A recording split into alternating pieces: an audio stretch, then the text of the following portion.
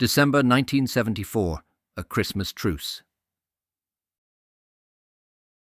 Looking back on December 1974, the Nobel Peace Prize was awarded to Irishman Sean MacBride for his human rights work. He was known as a man who mobilized the conscience of the world in the fight against injustice. Peace must have been swirling in the air in Ireland at that time too, with the IRA calling a Christmas ceasefire that would run into the new year. Political developments in December 1974. December 1974 kicked off with members of the Maguire family, who later became known as the Maguire Seven, being arrested at their home in London. They were held on suspicion of making the bombs used in the explosions in Guildford on the 5th of October 1974. In November's instalment, we discussed the introduction of the Prevention of Terrorism Act in Britain. On the 5th of December, it was extended to Northern Ireland. 3 days later, on the 8th of December, the Irish Republican Socialist Party was formed following a split within the official Sinn Féin. Among its leading members were Seamus Costello, leader of the IRSP, and Bernadette McAliskey, a former Member of Parliament. The 9th of December saw a note that discussed the attitudes of the Northern Ireland political parties to the Constitutional Convention following the publication of the White Paper in July. The UUUC's views. It appears that a number of unionists are prepared to adopt a reasonable line. Mr. Laird, for example, has recently said privately that the UUUC were conscious of the need for some flexibility during initial discussions at the convention. In a recent conversation, Mr. Enoch Powell said that there was a strong reaction against the whole Stormont type of constitution. Nobody wanted it, and he did not think that the Constitutional Convention would recommend its return. The SDLP's views. The SDLP's attitude has been less clear than that of the Loyalists.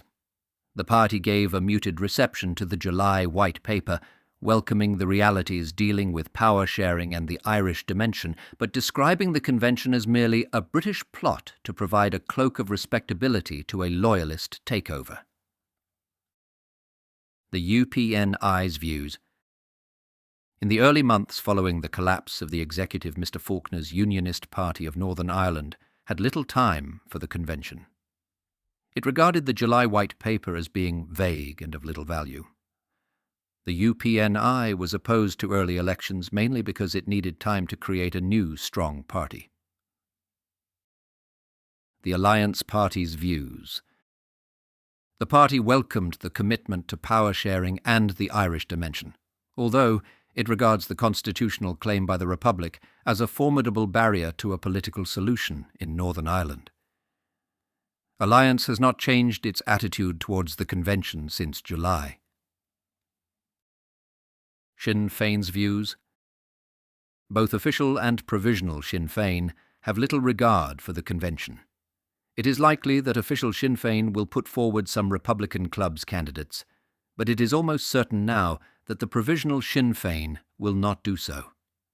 The provisionals are anxious to demonstrate that any convention for which HMG has responsibility is irrelevant to the needs of the Irish people. December 10th saw what became known as the fecal talks.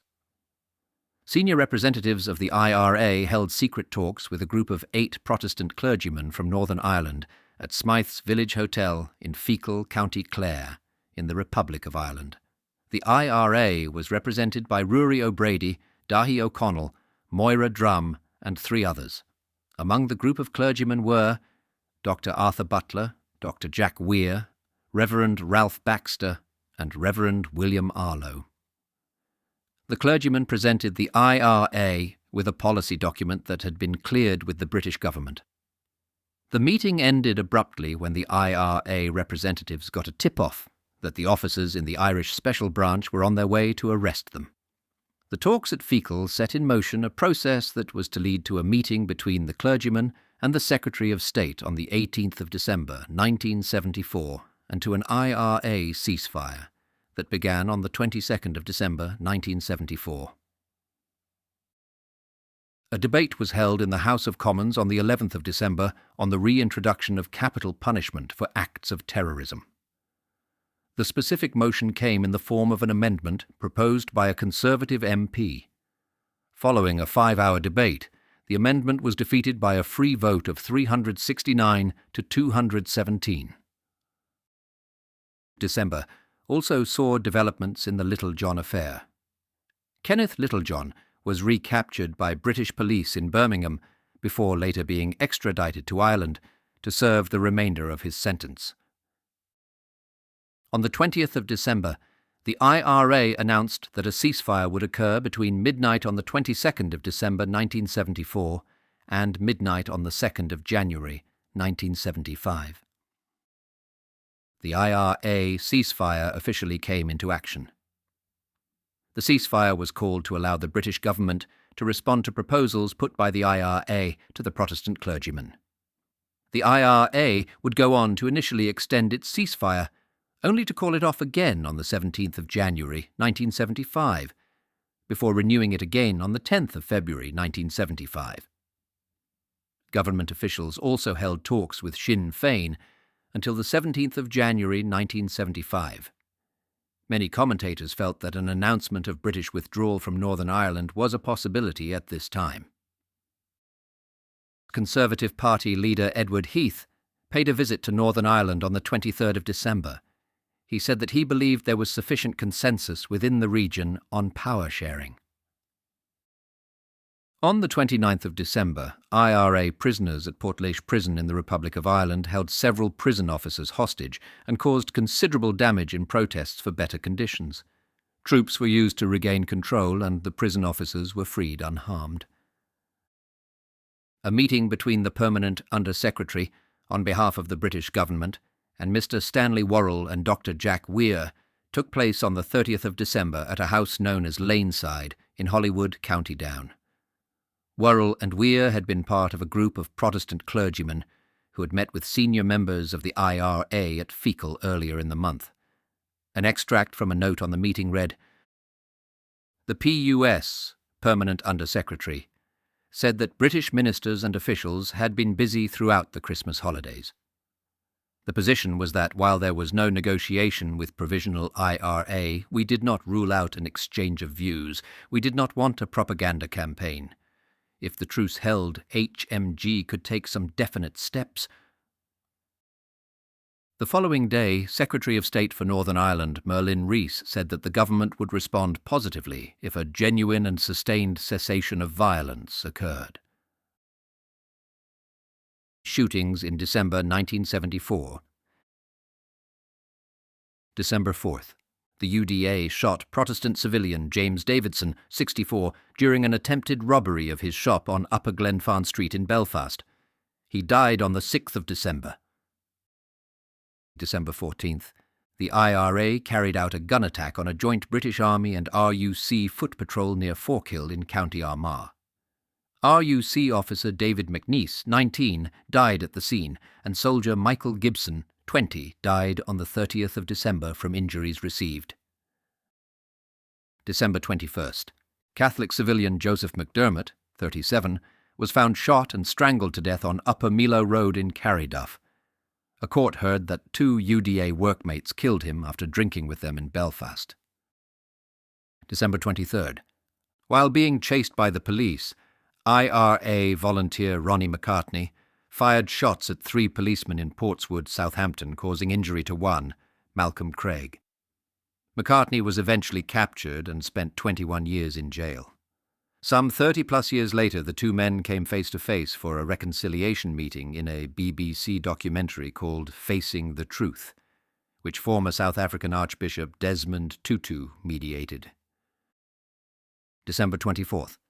Catholic civilian Anthony Morgan, 34, died 2 months after being shot by the UDA at City Hospital, Belfast. December 30th.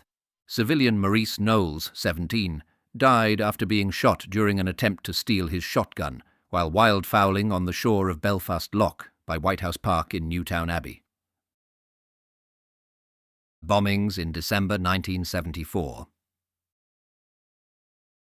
December 2nd. British soldier John Maddox, 32, was killed while on foot patrol by an IRA booby-trap bomb hidden in a milk churn in a field in Gortmullen, near Derrylin, County Fermanagh. IRA volunteer Ethel Lynch, 22, was wounded when her bomb prematurely exploded in a house on Crawford Square, Derry. She died on the 7th of December. December 7th.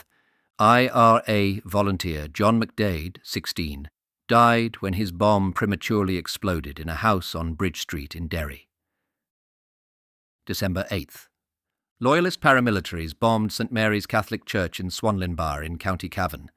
There were no injuries, but the church was badly damaged. It's believed one of the main Loyalist paramilitary groups, either the UVF, UDA, or Red Hand Commando, was responsible. December 11th.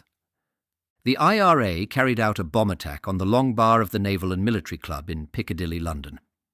At 6:30 p.m, IRA members threw a small bomb through the window of the bar. However, no one was injured.